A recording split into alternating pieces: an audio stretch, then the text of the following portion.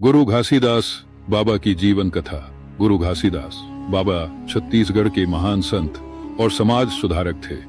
उन्होंने अपने जीवन में छुआछूत, भेदभाव, अंधविश्वास और सामाजिक बुराइयों के खिलाफ संघर्ष किया। वे सतनाम पंथ के प्रवर्तक थे और लोगों को सत्य, अहिंसा, प्रेम और समानता का संदेश दिया। जन्म और प्रारंभिक जीवन। जन्म 18 दिसंबर 1756 स्थान गिरौदपुरी, जिला बलौदाबाजार, छत्तीसगढ़। पिता महंगूदास, माता अमरावती देवी। जाति सतनामी समाज से संबंधित। गुरु घासीदास जी का जन्म एक गरीब किसान परिवार में हुआ था। उनका बचपन गरीबी और कठिनाइयों में बीता। वे बचपन से ही धार्मिक प्रवृत्ति के थे और समाज में व्याप्त बुराइयों को देखकर चिंतित रहते थे। 2. आध्यात्मिक जागृति और सतनाम पंथ की स्थापना। गुरु घासीदास जी समाज में फैली जाति प्रथा। इस पंथ का मूल सिद्धांत सतनाम, सत्य का नाम, पर आधारित है। उन्होंने अपने अनुयायियों को एक ही ईश्वर की उपासना करने, सच्चाई और ईमानदारी से जीवन जीने का संदेश दिया। वे मूर्ति पूजा, नाम की आराधना। बलिदानी राजा गुरु बालकदास जी छत्तीसगढ़ के महान स्वतंत्रता संग्राम सेनानी रहे हैं। उनका जन्म 1809 में रायपुर जिले के बिरगांव मन एक सतनामी परिवार मन होइस। बालकदास जी सतनाम पंथ के प्रमुख गुरु मन के रहे और समाज सुधार के संग अंग्रेज सरकार के समसंग अंग्रेज सरकार के खिलाफ लड़े के नेतृत्व करे।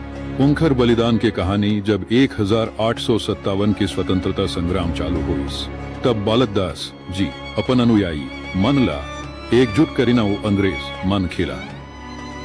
बचपन गरीबी और कठिनाइयों में बीता। वे बचपन से ही धार्मिक प्रवृत्ति के थे और समाज में व्याप्त बुराइयों को देखकर चिंतित रहते थे। 2. आध्यात्मिक जागृति और सतनाम पंथ की स्थापना। गुरु घासीदास जी समाज में फैली जाति प्रथा। इस पंथ का मूल सिद्धांत सतनाम, सत्य का नाम, पर आधारित है। उन्होंने अपने अनुयायियों को एक ही ईश्वर की उपासना करने, सच्चाई और ईमानदारी से जीवन जीने का संदेश दिया। वे मूर्ति पूजा,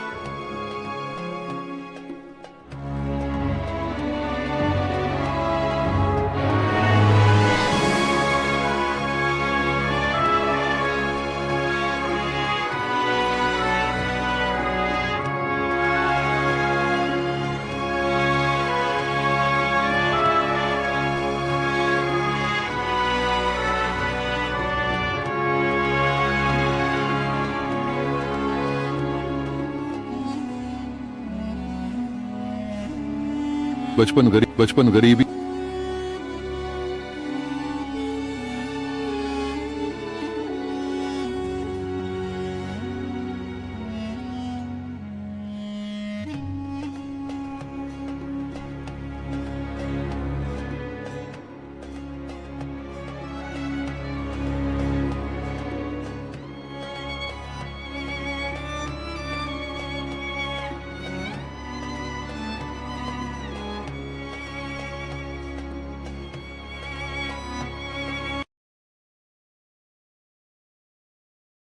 प्रेरणादायक कहानी।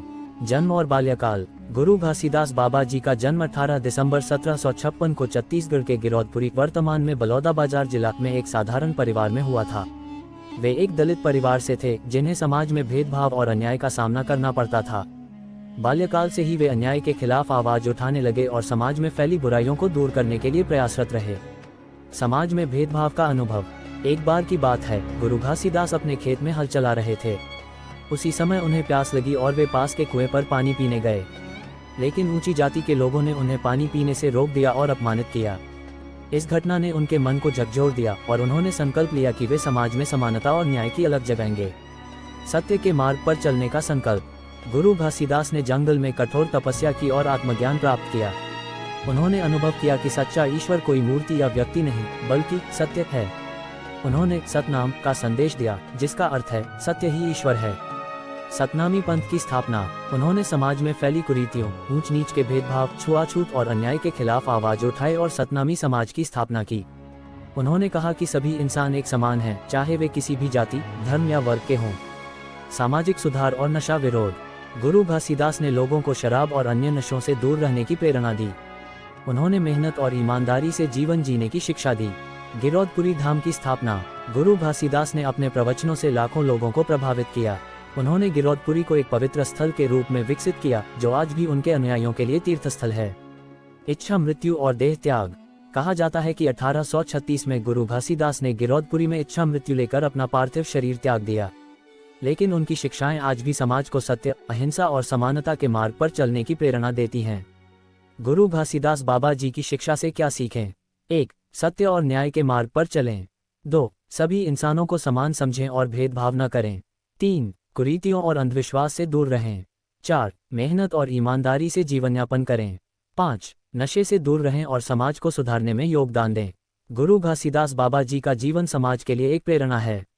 उनके विचार और शिक्षाएं आज भी लोगों को सच्चाई और समानता के मार्ग पर चलने के लिए प्रेरित करती हैं। गुरु घासीदास बाबा की रहस्यमयी कहानी।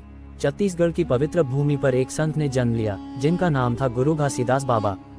वे सत्य, अहिंसा और समानता के प्रवर्तक थे, जिन्होंने समाज की कुरीतियों को मिटाने का संकल्प लिया। लेकिन उनकी जीवन यात्रा में कई रहस्यमयी घटनाएं भी जुड़ी हुई हैं, जो आज भी लोगों के लिए आस्था और जिज्ञासा का विषय बनी हुई हैं। 1. छाता पहाड़ की रहस्यमयी तपस्या। कहते हैं कि गुरु घासीदास ने समाज की बुराइयों को मिटाने के लिए एकांतवास किया और छाता पहाड़ नामक स्थान पर कठोर तपस्या की। ये पहाड़ आज भी छत्तीसगढ़ के बलौदाबाजार जिले में स्थित है और इसे एक पवित्र स्थल माना जाता है। जनश्रुति के अनुसार जब बाबा तपस्या कर रहे थे तो उनके आसपास अद्भुत प्रकाश फैला और लोग बताते हैं कि उन्होंने स्वयं भगवान के दर्शन किए। कई भक्तों का मानना है कि इसी तपस्या के दौरान उन्हें सतनाम का दिव्य ज्ञान प्राप्त हुआ, जिससे वे सत्य और मानवता की सेवा में लग गए। 2. चमत्कारी सफेद जैतखंभ ध्वज स्तंभ। गुरु घासीदास ने एक सफेद स्तंभ जैतखंभ की स्थापना की, जो आज भी सतनाम समाज के लिए पवित्रता और सच्चाई का प्रतीक माना जाता है। कहा जाता है कि जब उन्होंने इसे स्थापित किया तो वह स्तंभ स्वाभाविक रूप से प्रकाशित हो उठा और लोगों ने इसे एक दिव्य चमत्कार के रूप में देखा। भक्तों का विश्वास है कि यह स्तंभ बुराइयों को दूर करने और सतनाम का संदेश फैलाने के लिए स्थापित किया गया था। आज भी यह स्थान हजारों श्रद्धालुओं को अपनी ओर आकर्षित करता है। 3. जीव हत्या के खिलाफ अद्भुत घटना। गुरु घासीदास के जीवन में एक और रहस्यमयी घटना तब घटी जब उन्होंने जीव हत्या के विरुद्ध अपना संदेश दिया। एक बार गांव में एक बड़ा भोज आयोजित किया गया, जिसमें बलि प्रथा के तहत एक गाय की बलि देने की तैयारी चल रही थी। गुरु घासीदास वहां पहुंचे और उन्होंने उस निर्दोष प्राणी की रक्षा करने की ठानी। कहते हैं कि जब कसाई ने गाय को मारने की कोशिश की तो अचानक उसके हाथ कांपने लगे और वह अपने हथियार को उठाने में असमर्थ हो गया। इस घटना को देखकर गांव के लोग भयभीत हो गए और उन्होंने गुरु घासीदास की दिव्य शक्ति को स्वीकार किया। इसके बाद उन्होंने सभी से जीव हत्या न करने और अहिंसा के मार्ग पर चलने की प्रतिज्ञा करवाई। 4. भविष्यवाणी और अंतिम समय का रहस्य। गुरु घासीदास बाबा ने अपने अंतिम दिनों में कई भविष्यवाणियां की थीं, जो आगे चलकर सत्य साबित हुई। विक्रम जंगल में गुम होने वाला। एक छोटे से गांव में विक्रम नाम का एक लड़का रहता था। विक्रम हमेशा से कुछ अलग करना चाहता था। उसने सोचा कि वह एक दिन जंगल में जाकर अपनी साहसिकता का सामना करेगा। गांव वाले अक्सर जंगल के बारे में डरावनी कहानियां सुनाया करते थे, लेकिन विक्रम ने कभी इन बातों को गंभीरता से नहीं लिया। वह खुद को बहुत बहादुर समझता था और जंगल के अंधेरे में खो जाने का खतरा उसे कभी महसूस नहीं हुआ। एक दिन विक्रम ने फैसला किया कि वह जंगल की ओर एक सफर पर जाएगा।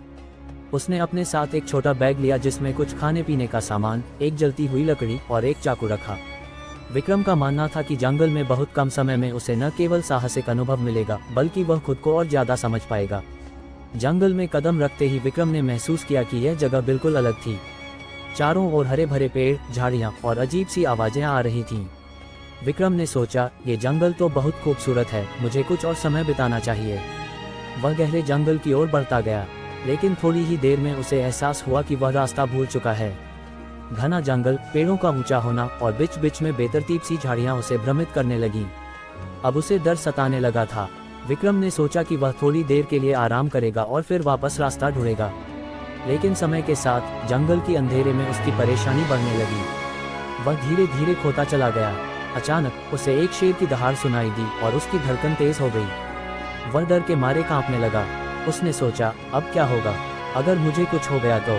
विक्रम ने सोचा कि अगर उसे बचना है तो उसे अपनी डर को काबू करना होगा। उसने अपनी हिम्मत जुटाई और जंगल के अंदर झाड़ियों के बीच से रास्ता ढूंढने की कोशिश की।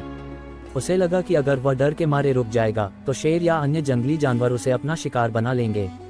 जंगल में कई घंटे बिताने के बाद विक्रम को थकावट महसूस होने लगी। उसके पास अब पानी भी नहीं था और उसे भूख भी लगने लगी थी। लेकिन फिर उसने सोचा, अगर मुझे वापस घर जाना है तो मुझे कुछ और करना होगा।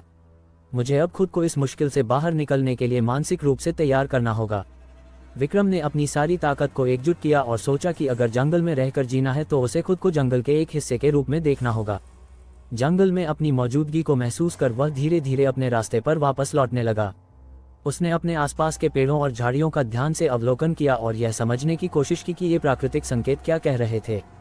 कुछ समय बाद विक्रम को दूर से एक नदी की आवाज़ सुनाई दी। वह नदी की ओर बढ़ने लगा और थोड़ी देर बाद वह एक छोटे से पुल के पास पहुंच गया। विक्रम ने पुल से नदी को पार किया और कुछ देर बाद रास्ता मिल गया। वह आखिरकार उस रास्ते पर चल पड़ा जो उसे गांव तक ले जाएगा। गांव पहुंचकर विक्रम को एहसास हुआ कि जंगल में खोने का अनुभव सिर्फ एक डर नहीं था, बल्कि एक जीवन का महत्वपूर्ण सबक था। उसने समझा कि रक्तवती झील का रहस्य राजा प्रताप सिंह और राक्षस की भयावह गाथा। गहरे जंगलों के बीच बसी रक्तवती झील के नाम से ही लोगों के रोंगटे खड़े हो जाते थे। झील का पानी हमेशा हल्के लाल रंग का रहता, मानो उसमें रक्त घुला हो। आसपास के गांवों में ऐसी भयानक कहानियां प्रचलित थीं कि जो भी रात के समय इस झील के पास गया वह कभी लौटकर नहीं आया। परंतु ये केवल एक दंत कथा नहीं थी। कुछ बुजुर्गों का कहना था कि वर्षों पहले इस झील के किनारे एक भयानक राक्षस का निवास था, जो हर पूर्णिमा की रात रक्त की प्यास बुझाने के लिए किसी न किसी को अपना शिकार बना लेता। राजा प्रताप सिंह का साहसिक निर्णय। उस समय इस क्षेत्र पर राजा प्रताप सिंह का शासन था, जो अपनी वीरता और न्यायप्रियता के लिए जाने जाते थे। जब उन्होंने सुना कि झील के पास लोग गायब हो रहे हैं और वहां रात के समय अजीबोगरीब चीखें सुनाई देती हैं, तो उन्होंने स्वयं इस रहस्य से पर्दा उठाने का निर्णय लिया। राजा ने अपने कुछ सबसे बहादुर सैनिकों को बुलाया और उनके साथ रात के अंधकार में झील की ओर प्रस्थान किया। झील के किनारे पहुंचते ही एक अजीब सा वातावरण महसूस हुआ। चारों ओर घना कोहरा छाया हुआ था, हवा में एक अजीब सी गंध थी और झील का पानी हल्के हल्के हिलोरे ले रहा था, मानो उसमें कुछ छिपा हो। राक्षस का प्रकट होना। जैसे ही रात गहराई, झील का पानी अचानक जोर जोर से हिलने लगा। सैनिकों ने अपनी तलवारें संभाल ली, लेकिन इससे पहले कि वे कुछ समझ पाते, झील के बीच से एक विशालकाय राक्षस प्रकट हुआ। उसकी चमकती लाल आंखें, लंबे नुकीले दांत और बड़ा विकराल शरीर देखकर सैनिक डर से कांप उठे। राक्षस की भयंकर गर्जना से पूरा जंगल गूंज उठा। राजा प्रताप सिंह ने हिम्मत नहीं हारी। उन्होंने अपनी तलवार निकाल ली और युद्ध के लिए तैयार हो गए। राक्षस बिजली की गति से राजा की ओर झपटा, लेकिन राजा ने अपनी ढाल से उसका वार रोक दिया। भयावह युद्ध आरंभ हो चुका था। राजा और राक्षस के बीच भीषण संघर्ष हुआ। राक्षस की ताकत अत्यधिक थी, वह एक ही झटके में एक पूरे वृक्ष को उखाड़ सकता था। लेकिन राजा अपनी वीरता और चतुराई से लड़ रहे थे। सैनिकों ने भी तीर कमान और भालों से हमला किया, लेकिन राक्षस पर कोई असर नहीं हो रहा था। तभी राजा को याद आया कि महल के एक वृद्ध साधु ने उन्हें बताया था कि यह राक्षस किसी साधारण हथियार से नहीं मरेगा। उसे केवल एक दिव्य खड्ग, पवित्र तलवार से ही मारा जा सकता है, जिसे एक गुप्त मंदिर में छुपाया गया था। राजा ने अपने एक सैनिक को उस मंदिर से खड्ग लाने का आदेश दिया। इस बीच राजा और उनके सैनिक राक्षस को व्यस्त रखने की कोशिश करने लगे, लेकिन राक्षस की शक्ति इतनी अधिक थी कि उसने कई सैनिकों को हवा में उछाल दिया। दिव्य खड्ग और राक्षस का अंत। कुछ समय बाद सैनिक वह दिव्य खड्ग लेकर लौटे, जिसे एक सिद्ध साधु ने मंत्रों से अभिमंत्रित किया था। राजा प्रताप सिंह ने खड्ग को उठाया और पूरी शक्ति से राक्षस पर वार किया। जैसे ही खड्ग राक्षस के शरीर से टकराया, एक भयानक चीख निकली। राक्षस छटपटाने लगा, उसकी चमकती लाल आंखें बुझने लगी और उसका शरीर धीरे धीरे जलने लगा। कुछ ही क्षणों में वह राख में बदलकर झील के अंदर समा गया। झील का पानी एक बार फिर शांत हो गया और अजीब सी गूंज जंगल में फैल गई। क्या रक्तवती झील का रहस्य समाप्त हुआ? राक्षस के नष्ट होने के बाद गांव के लोग धीरे धीरे झील के पास जाने लगे।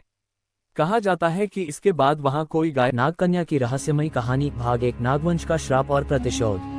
बहुत पुरानी बात है। एक समय धरती और नागलोक के बीच गहरा संबंध रहिस।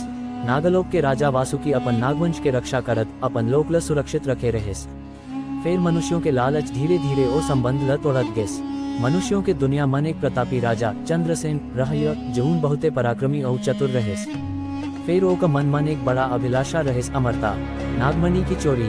राजा चंद्रसेन सुने रहिस कि नागलोक मन एक दिव्य नागमणि है, जौन ल प्राप्त कर ले ही तो अमरता मिल सकत है। ओ मन अपन छल और युद्ध नीति से नागलोक मन हमला करे की योजना बनाए। राजा अपन सेनापति और तांत्रिक के मदद से एक रात नागलोक मन घुस गिस और छलकपट से नागमणि ला चुरा ले हैं। जब नागलोक के राजा वासुकी ला ये बात के पता चलिस तब वो बहुत क्रोधित हुईस। ओमन नागमणि वापस पाए के कोशिश करे, फिर राजा चंद्रसेन अपन शक्ति और मंत्र विद्या से नागू ला हरा दिस। नागवंश ला बहुत बड़ा अपमान सहना पड़ेस। श्राप और भविष्यवाणी। वासुकी राजा अपन क्रोध मन चंद्रसेन और ओका वंशज ला श्राप दे दिस। जून कुल ये अधर्म करे है और कुल नष्ट हो ही, तोर वंश कभी न फलीभूत हो ही। बेटा बेटी तोर कुल मन जन्म ले ही, फिर कोनो न कोनो कारण से मारी जाही। तोर कुल मन सिर्फ दुख और विनाश रही।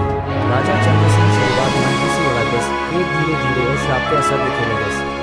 ओका बेटा युद्ध मन मारा दिस, ओका महल मन आग लग दिस और धीरे धीरे ओका वंश कमजोर होवत दिस। नागकन्या का जन्म। कई वर्षों बाद नागलोक में एक दिव्य कन्या के जन्म हुई। नागकन्या नागेश्वरी। वो बचपन से ही अजीब अजीब सपना देखे, जैसे कोनो ओकरा कोनो पुरानी कहानी बतावत हो। वो जाने बिना ही मनुष्यों से नफरत करे लगिस। ओका भीतर बदला के आग धधकत रहा। जब वो बड़ी हुई तब ओला अपन इतिहास के बारे में सब कुछ बताया गेस। ओला पता चलिस कि राजा चंद्रसेन के वंश अभी तक जीवित है, फिर बहुत कमजोर और संकट मन है। वो अपन पिता वासुकी ला वचन दे दिस, मैं अपन कुल के अपमान के बदला जरूर ले हूँ। राजा चंद्रसेन के अंतिम वंशज के नाश करके नागवंश के अपमान ला धो डाला हूँ। प्रतिशोध की योजना। नागेश्वरी मनुष्यों के बीच जाए के योजना बनाए और अपन नाग रूप ला छोड़ के एक सुंदर युवती के रूप मन बदल गेस। अब वो मनुष्यों के दुनिया मन जाही, जहाँ राजा चंद्रसेन के अंतिम वंशज राजकुमार विक्रम रहेस। आगे का होही, का नाग कन्या अपन बदला ले पाही या नियति ओकरा कोनो और दिशा मन ले जाही। जानला बने रहा अगले भाग मन।